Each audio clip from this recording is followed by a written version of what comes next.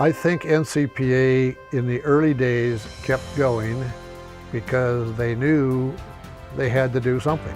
They were just caught in a corner. They were just boxed in. And when people are boxed in, they fight back and they do what they have to do. And that's exactly what happened. They knew there was a light at the end of the tunnel, and we're going to get to that light. We felt we were in a battle, David and Goliath type of battle against PG&E, and that's what bound us all together. They were all geared in the same direction. NCPA must work.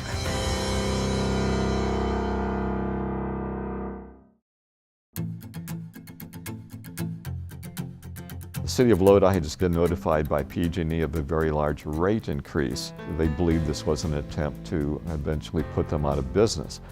So the city of Lodi, their utility director and the city manager called up like entities and said, we have a problem. It's not going to be long before you folks also have a problem. They're going to try and pick us off one at a time. And so they got together, had a meeting, informal meeting, and they named themselves the Northern California Municipal Electric Association. They continued to meet from about 1948 through the 1950s, and they realized that they shared common interests and needed to solve common problems. But they were told that they couldn't enter into contracts with anybody because they had no legal standing. They were just an informal clubby group. But what type of an organization could they form that would come out of all their diverse interests? Because you had small cities, you had large cities, you had a rural electric cooperative, you had an irrigation district, just cats and dogs of organizations. And after some legal advice, they decided that forming a joint action agency is what they needed to do to have legal standing so they could actually enter into contracts.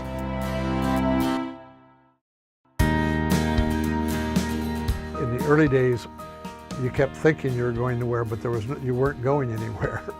The problem with the joint action agency is you have this group that comes together. They all have conflicting interests and are different organizations, and they're going to do this big project together. And when you look at the membership, it looks more like a fight club than anything else. The opportunities for conflict were just absolutely enormous. We got to do something. We can't just sit here. The members didn't have much choice. They were between a rock and a hard place. They had a monopolistic power company that was trying to put them out of business. Events and time had conspired against them. They had very limited options because of the problems with fossil fuel at that time. There's only one way to win the battle, and that's to be together. And so the strength of all of the individuals who were in those cities to be able to put their individual issues behind them and come together and make a common goal and a common project, I think is what really made it function. They were looking into the future, what was going to be best for their cities.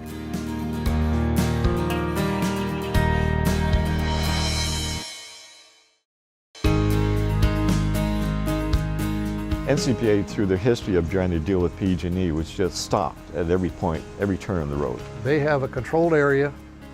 They don't want anybody in that area. They don't want a kilowatt power that they can't control.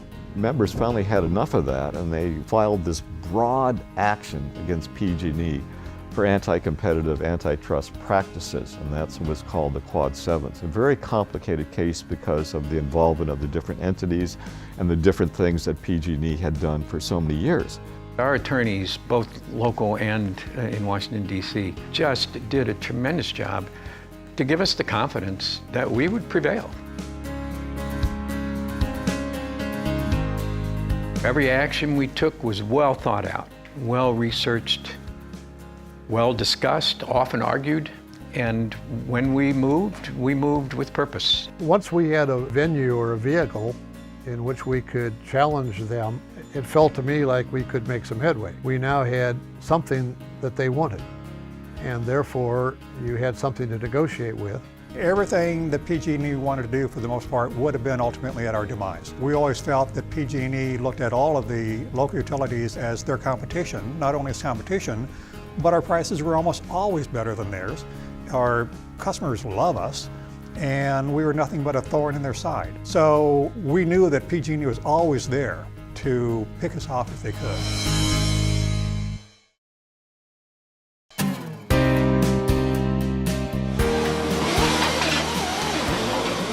NCPA was very actively getting into the geothermal project and would need transmission to be able to utilize that geothermal project. PG&E kept thwarting those efforts. They promised to negotiate. Negotiations went on endlessly, never got any place. When the first geothermal power plant started operating, it was operating without an interconnection agreement. We were unable at the time to be sure we would deliver the power to our loads. So right up to the last second and beyond, we were living in that anxiety. You know, people took the risk along with the members. Was this going to be successful or not? NCPA was able to resolve the interconnection agreement with PG&E, which allowed transmission from NCPA's geothermal project. All those steps to get there and to finally have it done, they were very proud. All the cities were very proud.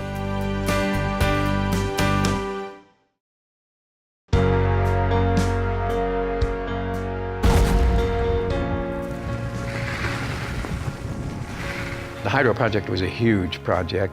It took 40 years of preparation by the Calaveras County Water District to begin the North Fork Stanislaus Hydroelectric Development Project. Licensing a major hydroelectric project from FERC is not only time-consuming, but can be very, very expensive.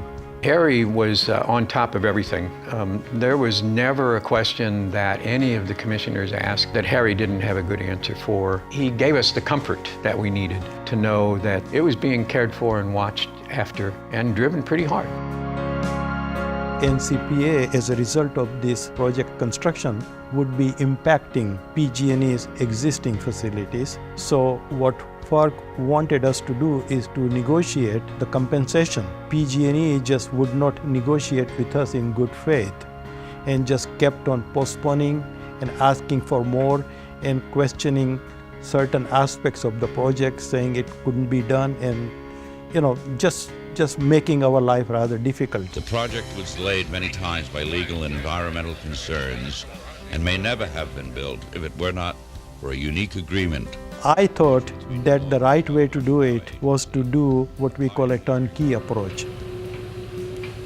NCPA demanded rigid construction guidelines with guaranteed price performance and date of completion, scheduling with little margin for time loss and cost overruns.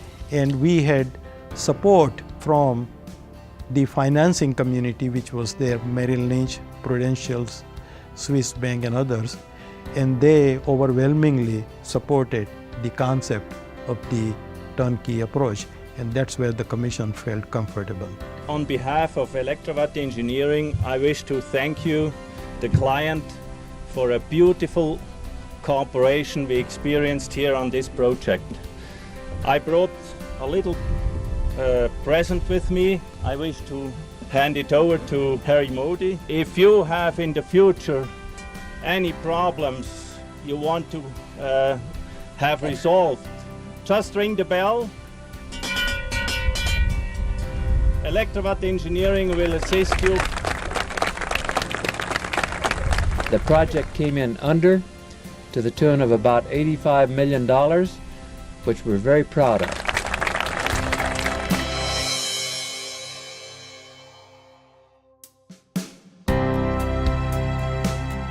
Chaotic scenes at intersections without traffic lights and businesses put out of business. California has become the blackout state. The deregulation laws were being argued and changed, literally overnight. And so we wanted to make sure we had the infrastructure at NCPA in place to handle our requirements at the same time that we would be ready to move in a direction that we still didn't yet know. I sit in these meetings with all these brilliant young economists sitting around, good-looking, Harvard-educated, talking about how the market's going to work for everybody in the future, or just let the market work.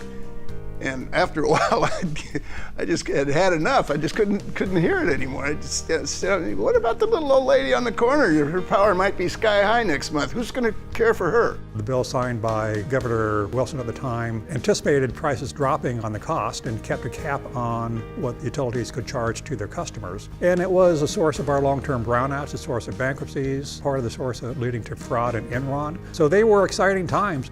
Skyrocketing markets, followed by bottoming out prices afterwards. It was very, very volatile. at the time, and it was real clear that if your job is to sell low-cost power and stable low-cost power to your customer owners, that this just doesn't work. There was lots of things going on that you wouldn't necessarily would want to happen on your watch.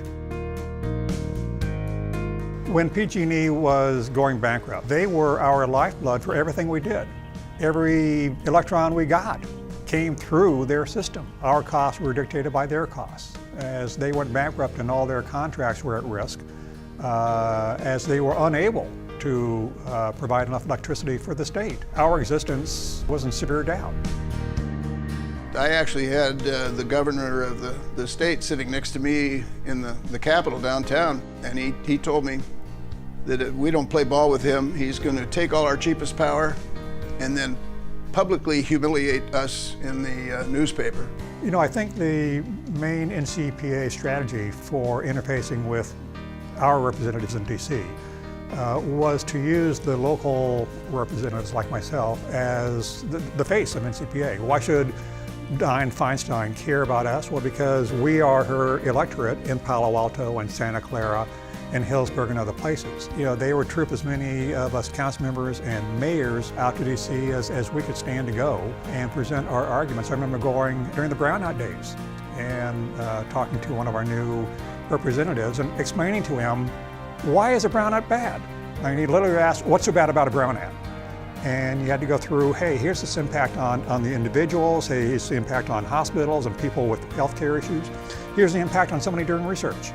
And it was kind of a whole new world for all of us, but we were the best people to take that argument to DC.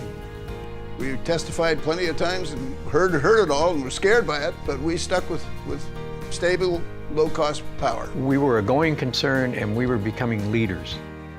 And that was a huge change, in my opinion, for NCPA from its startup days. We were in turbulent times in the 2000s. We had Enron, we had deregulation, we had costs going through the roof by the wholesale market.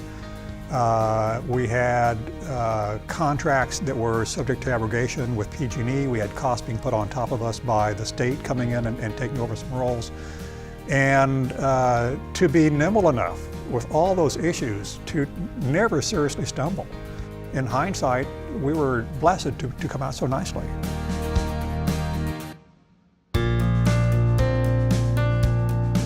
I was unaware of the value that the city received from NCPA and the extent of the different services that we received.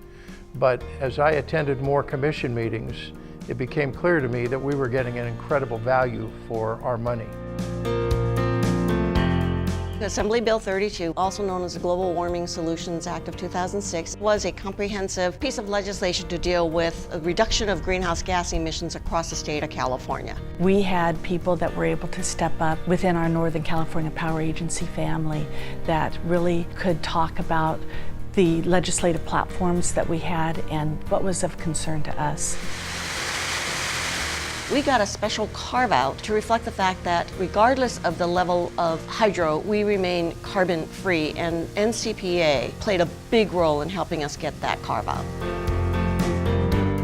I think NCPA recognizes how to use its members effectively to explain to legislators, to regulators, what would happen if certain rules or regulations get imposed on these members? What is the impact back at home? There was a real threat by the federal government to take tax-exempt municipal bonds away from our utilities. And the legislative and regulatory branch of NCPA pushed back on that, and the government realized that that was a bad idea, and we still have tax-exempt municipal bonds that we can use for public projects. The one that sticks out in my mind is Lodi Energy Center. We use the tax-exempt bonds to finance that project, and that's benefited all of our members.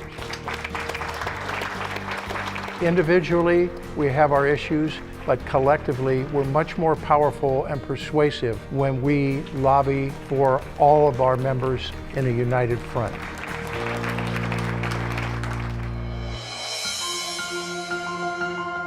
One of the things that's been most beneficial to our members is that NCPA tailors their services to the individual member.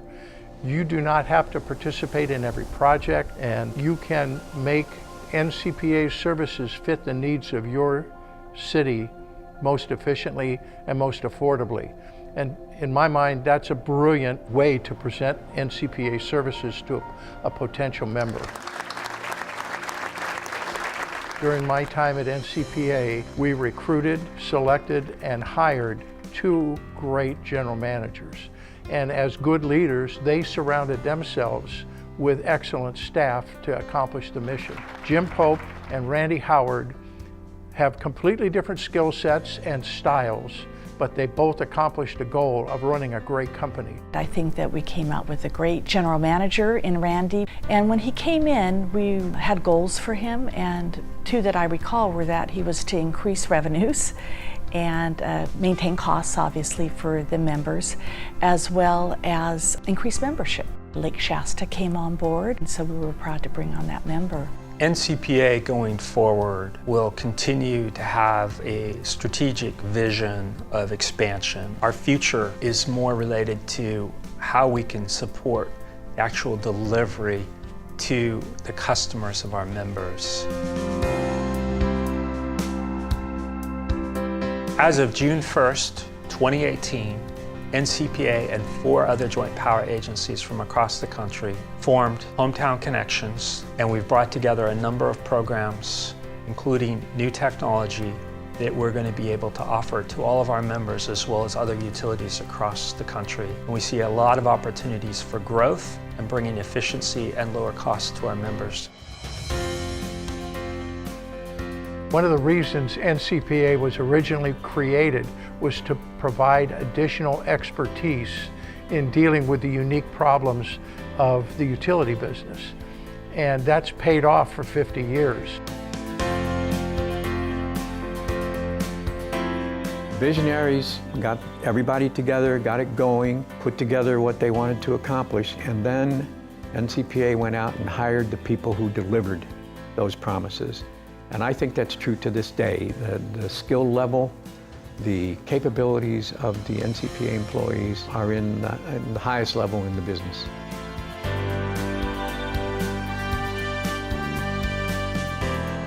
In my time being on the City Council, the thing I enjoyed the most was working with NCPA. It was a great organization, people dedicated to what we're doing. Working with my colleagues from around Northern California was wonderful. We were, I think, torchbearers for the way business ought to be done, the way government ought to be done.